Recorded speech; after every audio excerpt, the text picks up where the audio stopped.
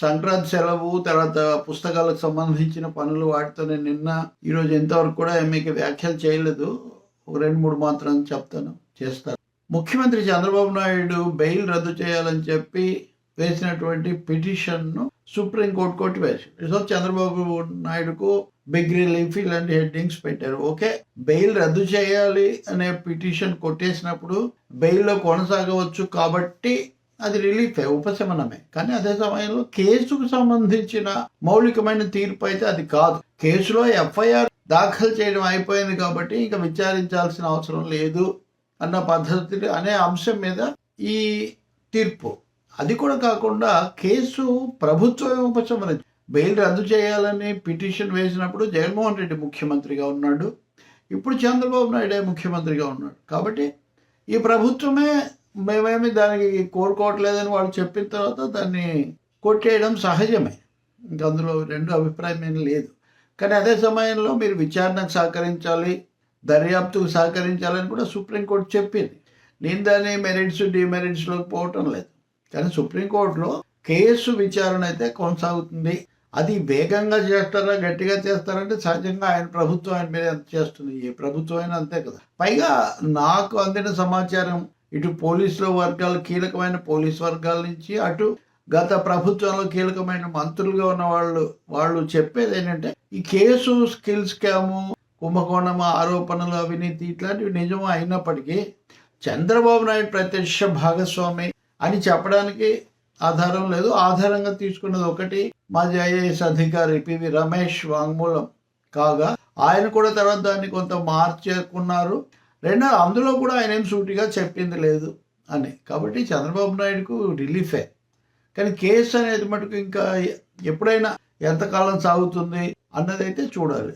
రెండోది కేటీఆర్, తెలంగాణ మాజీ మంత్రి, బీఆర్ఎస్ వర్కింగ్ ప్రెసిడెంట్ కేటీఆర్ ఈ ఫార్ములా రేసుకు సంబంధించి నిబంధనలకు విరుద్ధంగా అనుమతి లేకుండా, కేబినెట్ తీర్మానం లేకుండా 50 కోట్ల పైన విదేశాలకు ఆ సంబంధిత కంపెనీకి బదలాయించటం మీద ఏసీబీ కేసు నమోదు చేసింది. దీని మీద జరిగిన దుమారం మనకు తెలుసు, ఆయన ప్రతి సవాళ్ళు తెలుసు.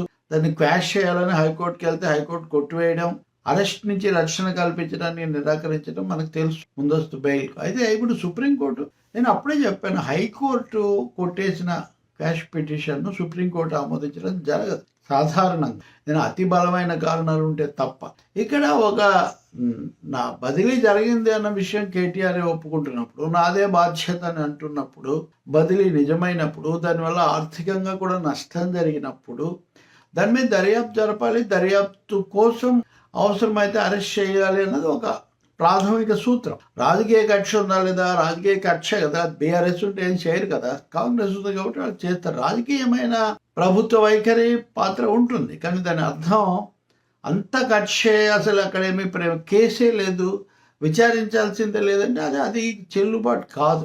అందుకని సుప్రీంకోర్టు బలంగానే క్వాష్ పిటిషన్ కొట్టేసి ముందు నిజాలు తేలనివ్వండి అన్నారు. చాలా సందర్భాల్లో హైకోర్టులు ఇంకా ట్రయల్ కోర్టుల దగ్గర కూడా వీటిని వాళ్ళు చెప్పింది కానివ్వండి అని అంటూ ఉంటారు. సుప్రీంకోర్టు ఇలా చెప్తుందన్నది ఊహించిందే. కానీ కేటీఆర్ ముందస్తు బెయిల్ కోరడం కాకుండా అసలు కేసు మొత్తంగా కొట్టేస్తే అయిపోతుంది కదా. ఇదే చంద్రబాబు విషయంలో కూడా జరిగింది.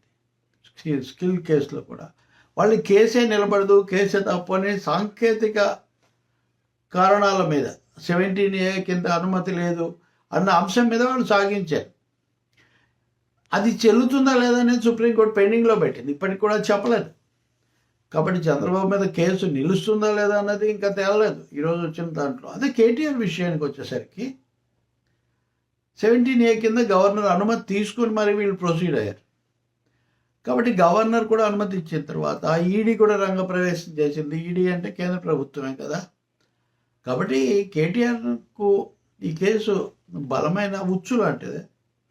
దీన్నే అవకాశంగా మలుచుకోవాలి, దీని మీద ప్రచారం చేయాలి, విక్టిమ్హుడ్ క్లెయిమ్ చేయాలి, ఇలాంటి ఆలోచనలు బీఆర్ఎస్కి ఉండడంలో ఆశ్చర్యమేం లేదు. కానీ చాలా కేసుల్లో లాగా కాకుండా ఇక్కడ ప్రత్యక్షంగా ఈ మాజీ మంత్రి పాత్ర, ఆదేశాలు, ఆయన ఒప్పుకోలు ఇవన్నీ ఉన్నాయి. కాబట్టి ఇది ఎలా జరుగుతుంది చూడాలి. ఈ రెండింటి అంతా తీవ్రమైనది, ఈ కోవకు చెందింది కాదు. కానీ ఏపీ మాజీ ముఖ్యమంత్రి జగన్మోహన్ రెడ్డి లండన్ పర్యటనకు హైకోర్టు 2-3 రోజుల కిందట అనుమతి ఇవ్వటం కూడా ప్రతిసారి జగన్కు లేదా ఎంపీ విజయసాయి రెడ్డికి అనుమతి వస్తుందా లేదా ఇది నడుస్తూనే ఉంటుంది. కోర్టులో కేసులు, రకరకాల ప్రయత్నాలు, రావని కథనాలు, ఇలాంటివన్నీ. కానీ ఒకసారి బెయిల్ అంటూ ఇచ్చిన తర్వాత ఆంక్షలు అవి లేకుండా ఇంకా విదేశాలకు వెళ్లకుండా ఎందుకు ఆపుతారు? దానికి ఒక కారణం ఉంటే ఇప్పుడు అదే మీరు హీరో అల్లు అర్జున్ విషయంలో కూడా చూస్తారు. బెయిల్ షరతులను కూడా నాంపల్లి కోర్టు సడలించింది. విదేశాలకు వెళ్ళడానికి కూడా అనుమతి ఇచ్చింది. వారం మీరు వచ్చి కోర్టులో పోలీస్ స్టేషన్లో సంతకం చేయాలన్న నిబంధనను కూడా సడలించింది. వస్తే మరిన్ని సమస్యలు వస్తాయని, తొక్కిసలాంటి సమస్యలు. కాబట్టి ఈ కేసులు, హాజరు, కోర్టుల వైఖరి అన్నది వాస్తవిక పరిస్థితి మీద, నిబంధనల మీద, మూడవది కేసులో ముందుకు తెచ్చే వాదనల మీద ఆధారపడి ఉంటుంది. ఈ కేసులు ఈ ముగ్గురికి, చంద్రబాబుకు, కేటీఆర్కు, జగన్మోహన్ రెడ్డికి కూడా విచారణలు కొనసాగుతాయి. అల్లు అర్జున్ కూడా మాటకు వస్తాయి.